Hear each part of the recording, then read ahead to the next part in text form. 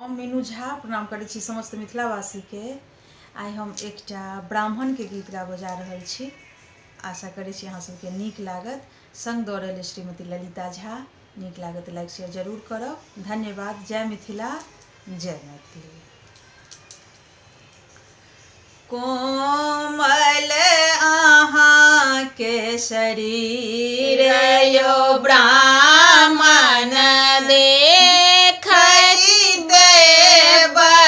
सुंदर यो कोमल अहाँ के शरीर यो ब्राह्मण देखैत बड़ सुंदर यो दह जोनि पैसु कमल जोनि तोरो